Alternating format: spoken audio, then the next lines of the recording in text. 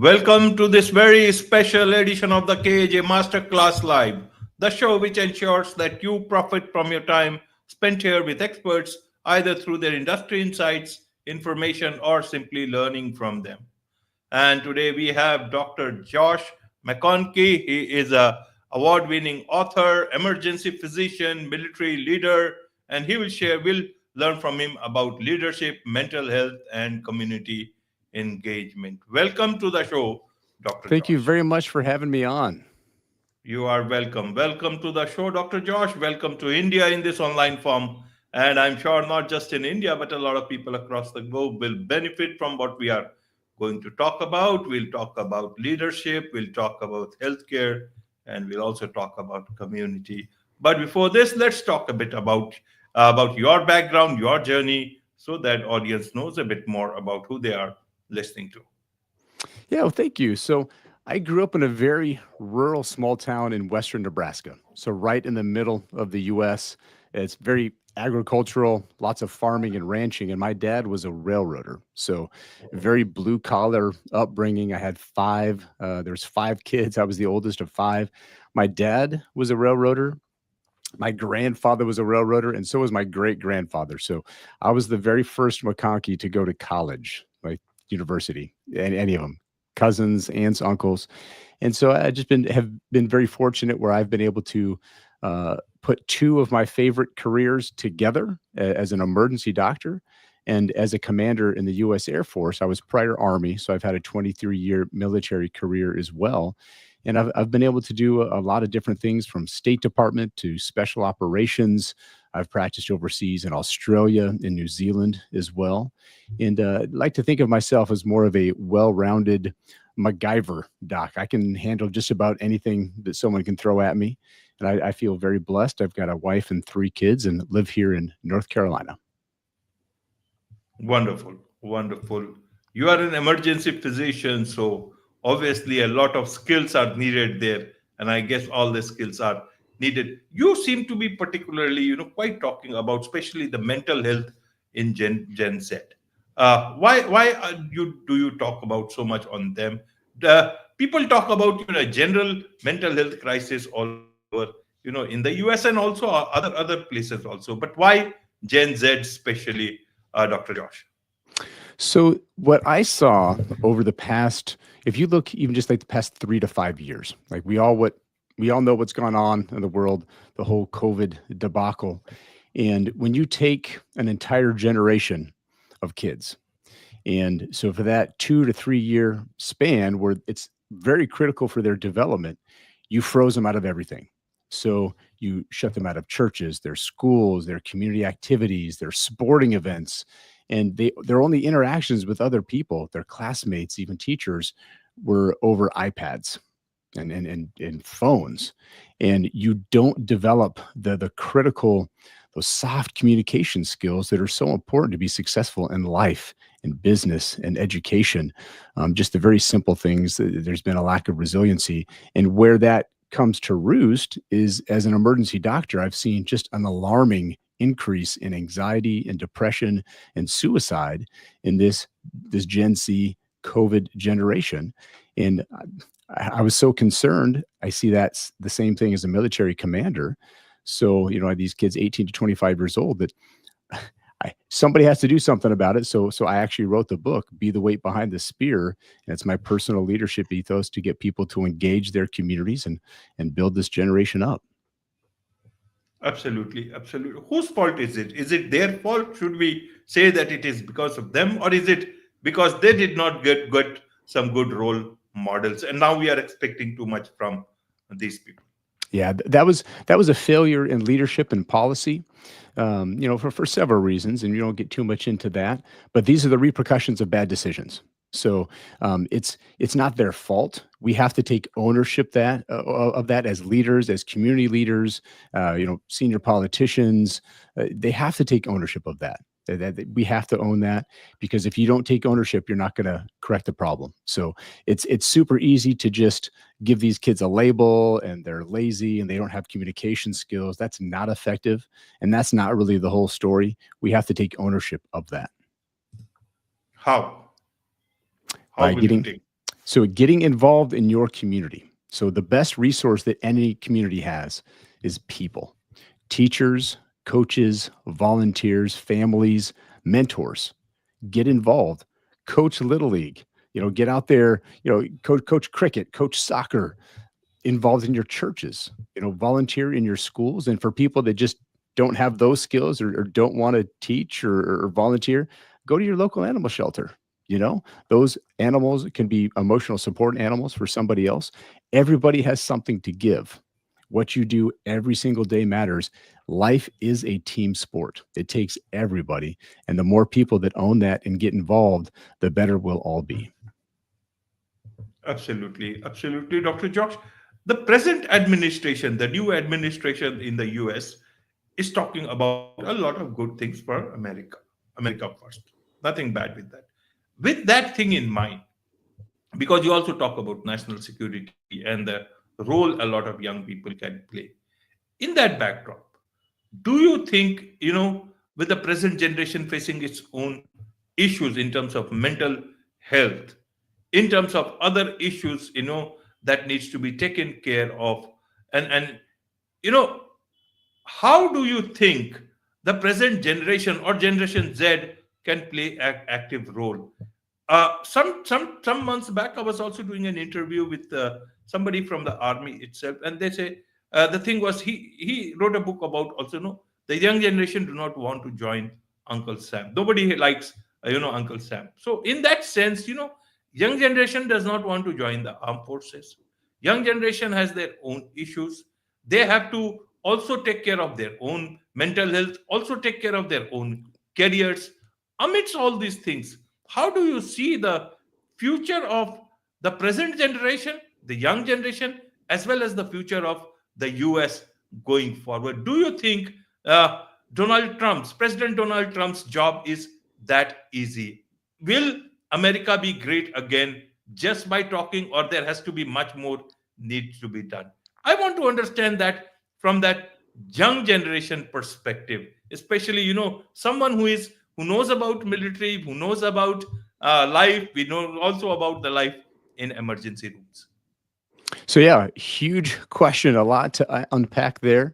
I think the biggest thing to focus on is for the United States military, the population that's eligible to serve in our military gets smaller and smaller.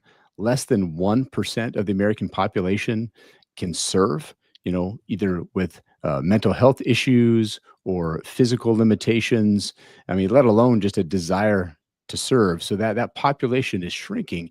And it's an overarching theme of just a generally unhealthy lifestyle. Like America has increased risks for cancer, for cardiovascular disease, so heart attacks and strokes and diabetes that way outpace the rest of planet Earth. And there's reasons behind that. And so, President Trump and, hopefully Secretary Kennedy, he's going through confirmation hearings right now, but really focusing on that, getting more research to make America healthy again. I mean, it's more than just a catchy political line. We have to turn things around and get America into a better position to be successful. If you can't address your basic health needs and decrease our risks of anxiety and depression and diabetes and heart disease, that right there, if we address that, there's going to be more people even eligible to serve. And America is very patriotic. So, when you start to see those ebbs and flows in men and women that want to serve their country, when it hits the fan and we have a 9/11 happen or we have a Pearl Harbor, like people will step up and serve. Like this country has a tremendous amount of patriotism. I serve because of that. I've always looked up to Vietnam veterans. I've always been a huge military historian. So, when needed, when called upon, I have zero doubts that Americans will step up and serve those roles if needed to. But right now, the overall health issues are really impacting our ability to recruit. Right. So, what sort of a leadership would you want? I'm not talking of just political leadership. I'm talking about general leadership in different spheres of life. Who makes a good leader in your understanding in today's time? Not a warrior, but somebody who can fight these battles for the masses. So it's all about trust and communication. So if your people don't trust you, if you don't have the ability to get down on their level as people and get to know them, it's all about trust. So just those soft communication skills, empathy, ability to listen, to connect. You don't have to be best friends with everybody. Leadership isn't about being everybody's buddy, but they know you. You're a real person. They trust you. They will follow. And then if you set very simple accountability, ownership, those types of things, you empower your people to make good decisions. You don't micromanage. So there's that list right there. And for me, it's standards and not rules. Nobody likes rules, right? Americans in general like to break rules. They're not big fans of rules. But if you talk standards, like how important it is for this team and for us to be successful, you have to meet these standards. If you don't, then you're not going to be able to be part of this team. And those are difficult decisions I make as a military commander. But put yourself and surround yourself with good people. You can't know everything, all right? But I have a great ability to evaluate talent, and I surround myself with good people. I let them make decisions. I do not micromanage. If I have to micromanage them, then I made a poor leadership decision, and that person's got to be replaced. And that's all about meeting standards. Absolutely. What's the role of the community here? Do you think we should empower the community, which will bring out better leaders, or should we empower individuals more and they will bring out much more of a cohesive community? How do you look at that? So if you talk about where people's actions matter and what they do and make a difference every day, if you talk about that in an individual level, the more people that you can get to engage, that brings the whole community up. Business leaders, community leaders, this is their problem, whether they like it or not, or whether they realize it or not. So this generation is now coming out of high school and they're coming out of college and they're looking for jobs. You have to hire these people. And if they don't have these skills, it makes your job incredibly painful. You're going to lose a lot of money and time. Time is money. For business owners, that's the most precious resource, is just time. And if you're spending all that time trying to spin these kids up for some very, very basic skills, you're going to lose a lot of money. So you, as a business leader, get involved now with this generation. Get out there and coach a little league and soccer and volunteer in some schools. Teach these kids some of these skills now, so when they come to you, you're not so far behind that curve. Right. But is it so easy? The age of AI has set upon all of us, artificial intelligence. In that backdrop, already social media, you already question about social media killing our ability to function in the real world. And now we are stepping into the unreal world ourselves and trying to find jobs for ourselves. How do you look at that? Is it more dangerous than social media, or is it going to give us some reprieve? It's all about perspective. So what are you using AI for? I certainly would not use AI to sit down and talk with a patient about, life-threatening conditions. There's nuances, there's experience. But when you use AI, like for me, I use it on a fairly regular basis when I'm writing reports and papers, and I have my I write my ideas, and I'm not the most genius writer by any means. But when I type a template or some orders, and then I'll punch it into an AI to kind of finesse it and get a more professional look on that. And then obviously the AI, it's not perfect, and so hey, well, that's not really valid. And just if you use that as a tool to just enhance your communications, it's great. If you're using it to drive decisions, I'm still not a big fan of that yet. I think there's still a lot of mistakes. I value experience. Having practiced medicine for 23 years, I know so much more now. I mean, it's still the same textbooks and the medicine and the biology, but 23 years of experience, there's just no substitute for that. And on the same point, I know some physicians that have practiced for 30, almost 40 years, and those guys are geniuses. Those men and women that have had that much experience, you cannot substitute AI into that. It's dangerous. We're clearly not there yet, but if you use it to enhance, I think it's a great tool. Absolutely, absolutely. Let's touch on the healthcare part once again. We talked of the Generation Z. How about people who are 40 plus. Who do you think is in not so good shape? Is it 40 plus or is it the young generation Z? Every generation has their challenges. Every generation has their issues, and the older generations all like to reflect and look back and like, oh, those were the good days. We didn't have to worry about the internet and social media. We just played outside till the lights came on and knew to come home. I mean, every older generation, you talk about my grandfather and great grandfather was like, oh, when I went to school, I walked uphill both ways through 5 feet of snow. I mean, everyone has that nostalgia for when they grew up.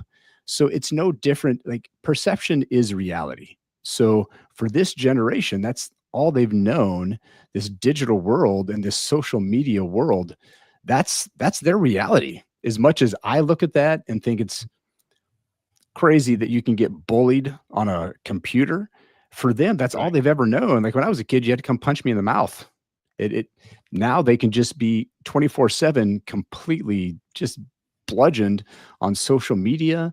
And for them, that's their reality. So you have to find a way to overcome and adapt to reach them and communicate with them. And that's always the challenge as a leader and as a business leader, is your ability to adapt, because you can never anticipate what's going to happen in the world and what technology is really going to take off and fly. You have to have that ability to adapt. So every generation has their own unique challenges. It doesn't matter how old you are or how genius you think you are. That's their reality, and you better find a way to communicate with them and relate to them, or you will not be successful. Absolutely. Absolutely. Now let's come to your book, Be the Weight Behind the Spear. Nice name. What does it mean? Where did you get this name from, this idea from? It's my personal leadership ethos. Be the weight behind the spear. I have on my military challenge coin, gravitate hastum, gravity of the spear, weight behind the spear. To understand kind of that ethos, I've been very fortunate to work with some special operations in my military career, and that's the tip of the spear. I mean, these are individuals, when those kids were stranded in the caves in Thailand in 2018, right? And you picked up a bat phone and you called one group of individuals on planet Earth. This is who you call. Them and an Australian anesthesiologist, all right, or who rescued those kids.